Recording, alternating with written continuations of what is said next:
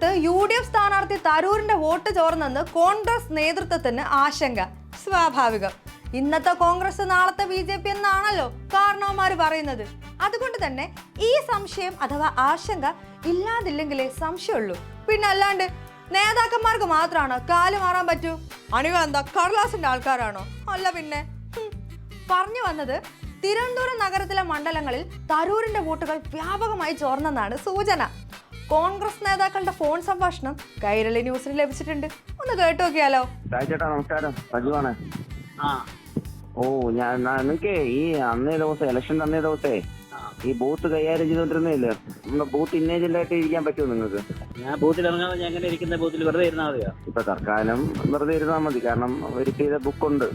ആര് വെരിഫൈ ചെയ്തവർക്കല്ലേ അറിയാവോ? അല്ല എനിക്ക് എന്തെങ്കിലും അറിയാം. വെരിഫൈ ചെയ്യാൻ ആരും പോയില്ല, കാരണം പറഞ്ഞ പോയിട്ടില്ല. പിന്നെ നിങ്ങൾ ആ പാർട്ടിയെ പറ്റിക്കുകയല്ലേ ചെയ്യണത്?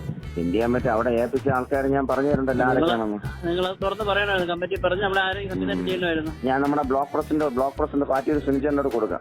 ഈ കൊടുത്തിട്ട് ഇനി ഇലക്ഷൻ കഴിഞ്ഞിട്ട് കൊടുത്താൽ മതി. ഞാൻ പറഞ്ഞത് കേട്ട് ഒരാളായിട്ട് വെറുതെ ഇരിക്കാന്നുള്ളതിൽ കഴിഞ്ഞ് വേറെ ഒന്നുമില്ല. കാരണം നിങ്ങൾ ഒരു ദിവസമെങ്കിലും ഈ ലിസ്റ്റ് കണ്ടെങ്കിൽ നിങ്ങൾ ധൈര്യമായിട്ടിരിക്കും. അപ്പൊ നിങ്ങൾ എല്ലാവരും കൂടെ ഈ പാർട്ടിയെ പറ്റിക്കുകയാണെന്നാണ് ഇതിനർത്ഥം. കാര്യം നിങ്ങൾ കഴിഞ്ഞില്ലെങ്കിൽ അത് തുറന്ന് പറഞ്ഞിട്ട് അതെ അതാണ്. ആരെങ്കിലും വെരിഫൈ ചെയ്ത് തന്നിരുന്നെങ്കിൽ ധൈര്യമായിട്ട് ഒരാളിനെ കയറാം. വെരിഫൈ ചെയ്യുമ്പോൾ അതിലെ എല്ലാ സത്യവും വോട്ടർമാരെ തിരിച്ചറിയാതെ ഞാൻ വെറുതെ നമ്പർ ടിക്ക് ചെയ്യേണ്ട അർത്ഥം എന്തോ? അതിനകത്ത് വെറുതെ ഇരുന്നാ പോരെ. വെറുതെ അതാണ് പറഞ്ഞത്. അങ്ങനെ ഇരിക്കുന്ന ആളല്ല ഞാൻ വന്നപ്പോൾ അറിയണം. വെരിഫൈ ചെയ്ത് വോട്ടർമാരെ ക്ലാരിഫിക്കേഷൻ ചെയ്താൽ അവിടെ ഇരുന്ന അർത്ഥം ഉണ്ടല്ല. വെറുതെ ഇരുന്നിട്ട് നിങ്ങൾക്ക് എന്തെങ്കിലും അർത്ഥം കാര്യം മര്യാദ ഇരുന്നാൽ പോരെ. പണി മര്യാദയ്ക്ക് വീട്ടിൽ പോയി. എന്ത് കഷ്ടമെന്ന് അറിയാമോ ഞാൻ പറയുന്നത്. ഇല്ലാത്ത ഈ പണി മര്യാദയ്ക്ക് വീട്ടിൽ പോവുക. വെറുതെ കതറൂട്ട മറ്റുള്ളവരെ ബോധ്യപ്പെടുത്താൻ വേണ്ടി നടക്കേണ്ട കാര്യമുണ്ടോ? എന്ത് സമാധാനം പറയാം. അതന്നെ, അതാണ് ഞാൻ ഫസ്റ്റ് ഇപ്പം പറഞ്ഞത്. ഉത്തരവാദിത്തം ഏറ്റെടുക്കാൻ കഴിയാത്ത ഒരു സ്ഥാനം കളഞ്ഞിട്ട് വേറെ വല്ല പണിക്ക് പോവാ. കഴിയുന്ന ഇറങ്ങി എടുക്കും. ഇമ്മ കതറൂട്ട് കിടന്നിട്ട് വല്ല കാര്യമുണ്ട്. ഞാൻ അത് ചെയ്യണം ഇത് ചെയ്യണം എന്നൊക്കെ പറഞ്ഞ് ആരെ ബോധ്യപ്പെടുത്താൻ? നമുക്ക് ചെയ്യാൻ പറ്റുമെങ്കിൽ ചെയ്യുക, അല്ലെങ്കിൽ കളഞ്ഞിട്ട് പോവുക. അല്ല ഇനിയിപ്പം എന്തായാലും ഞാൻ പറയാൻ പാടില്ലെങ്കിൽ പോലും പറയാതിരിക്കാന്ന് ഓർത്തില്ല. അങ്ങനെ ആ ബൂത്ത് ആളില്ലെന്ന് നിങ്ങൾ വിചാരിച്ച് കിടക്കട്ടെ. അതിനപ്പുറം വേറെ ഒന്നുമില്ലല്ലോ. അങ്ങനെയല്ല, നമ്മുടെ സ്ഥാനാർത്ഥിയുടെ ബൂത്തിൽ ഇല്ല എന്ന് പറഞ്ഞാലേ ഞാൻ അവിടെ വോട്ട് കൂടെ ഒന്നുമില്ല. അങ്ങനെയല്ല, അതല്ല നമ്മുടെ സ്ഥാനാർത്ഥി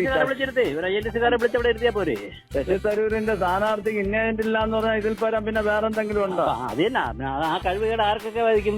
ആ മേഖലയിൽ പ്രവർത്തിക്കുന്ന നേതാക്കന്മാരെ എല്ലാവരെയും ബാധിക്കും. അതുകൊണ്ട് പറയാം, ഒരു INTC-കാരനെ വിളിച്ചിട്ടെടുത്ത്, അല്ലെങ്കിൽ ഒരു ഹിന്ദിക്കാരനെ വിളിച്ചിരുത്തി, ഒരു ഹിന്ദിക്കാരനെ വിളിച്ചിരുത്തി.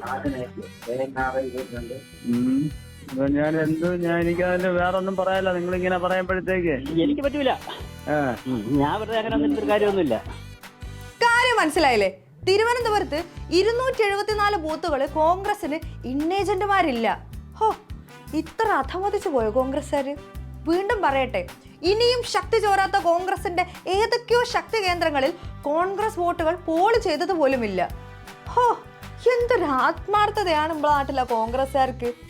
ഇനിയും കാലം മാറാത്ത കോൺഗ്രസ് നേതാവ് മറ്റൊരു കോൺഗ്രസ് നേതാവിനോട് പ്ലീസ് ഒന്ന് ബൂത്തിലിരിക്കോ. ആ പാവം ചേട്ടൻ വേറൊരു ടോണിൽ ഇന്നേജന്റിനായി അഭ്യർത്ഥിക്കുകയാണ്. സുഹൃത്തുക്കളെ, അഭ്യർത്ഥിക്കുകയാണ്. അതിന്റെ ഇടയ്ക്ക് വോട്ടേഴ്സ് ലിസ്റ്റ് വെരിഫിക്കേഷൻ നടത്തിയില്ല എന്ന് വിളിച്ച നേതാവ് നല്ല ഭേഷായിട്ട് മെഴുകുന്നുണ്ട്. പറ്റിപ്പോയി ചേട്ടാ, പ്ലീസ് എന്നോട് ക്ഷമിക്കണം എന്നൊക്കെ പറഞ്ഞിട്ട്.